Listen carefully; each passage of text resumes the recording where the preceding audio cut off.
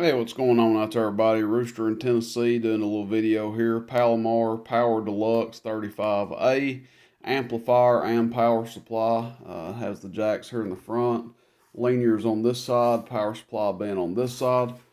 Pretty durable amps. They either come with MRF 455s or 1446s.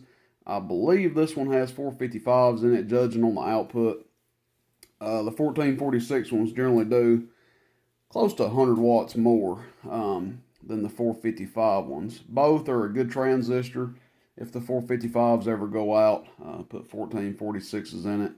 There you go. If the power supply ever gives issues, it's pretty easy fix / upgrade. Just put you a 35, 40 amp switching power supply in there, and you'll be better off than you started. And really, that's all there are to these things. There's not a lot else that can go wrong. The problems that do happen, which are very rare that you have problems with one of these, are an easy fix. So just to be upfront, I've already tested the preamp, which does not function. When you turn it on, it makes the receive worse. So the preamp is no good. Also, low and high are showing close to the same output, basically the same output, and medium is showing a little bit less. Just to be upfront, I want to go ahead and tell you guys that so we don't waste any time. I'm not going to go through the motions of the video and be like, oh, I didn't know low and high showed the same, and surprise, medium just shows a little less. But low and high are showing about the same. Turn it on, flip this switch. Now you do hear a little subtle hum in there, or a buzz. I'm not sure what that is, if that's the fan trying to start or if it's actually something coming from the power supply side. But I do know once you hit the reset button here and get the amp going, it goes away. It does not hum over the air. Be clear about that. I have tested over the air. The gentleman that I bought it from talked on it over the air, and it does not produce any sort of hum or anything over there. You can see it's gone now. Since we've got the power supply fired up. What could it be? It could be something in the power supply that's weak, or it could be nothing. Who knows? It may run forever like that.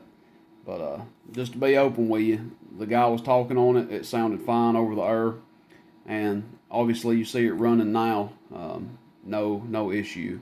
Had I started the video with the amp running, no one would have ever been the wiser. Just like most stuff you buy off of eBay, they don't tell you every little detail about it like I try to. But anyway, we're going to run this thing with my Washington here. I tested it with my 44, and I'm going to tell you, my 44, for some reason, these Palomar amps and the 44 do not jive. I loaned my 44 out to a guy, and he had one of these. Not this exact one, but he had one of these.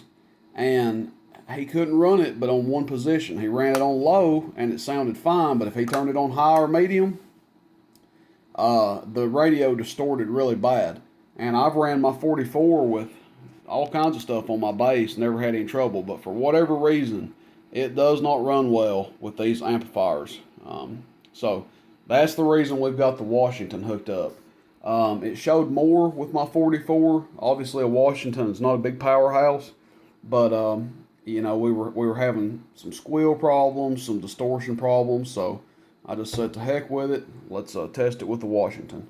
So that being said, let's finally get to the output test of it. We'll start out, just for kicks, we'll do medium first. Well, no, we'll do high. We'll do high on average power, and then we'll do medium and high on peak. And I'll go to low as well, just to show you.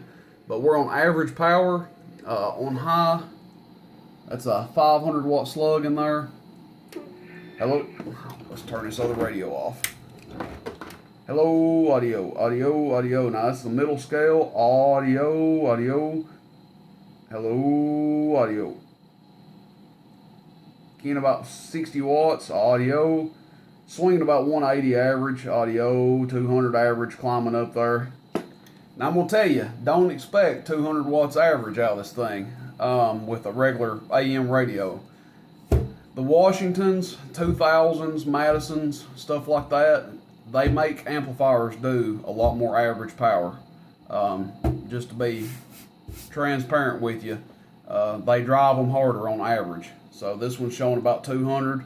Realistically, about 100.5 average is what you'll be looking at with a regular radio. Let's see. Now we're on peak. We're still on high. Audio, audio, audio, audio, audio. That's 350. Audio. Audio test. 1, 2, 3. Audio. See, no squeals or anything with the Washington, but audio, audio,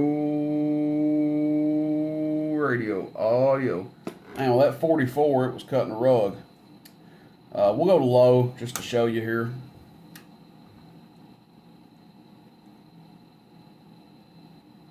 Hello, audio, audio, audio, audio, audio, audio, audio. Maybe just a little less, but basically the same.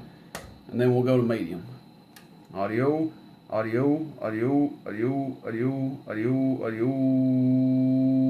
300 on the dot.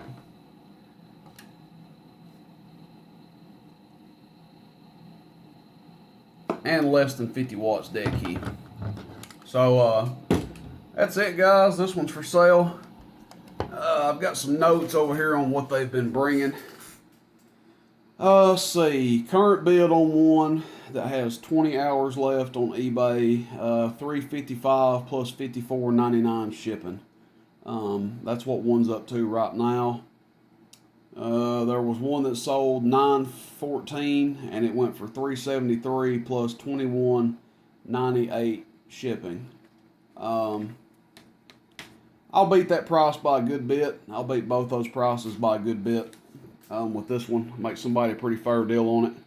Just shoot me a text, guys, 423-299-3535, and we will work out the details of it there, and I'll try to make somebody a fair deal on it. That's it. Power Deluxe 35A. No more, no less. This one's for sale. If you're interested, shoot me a text, 423-299-3535. Hope to catch you guys on the band. See you, bye.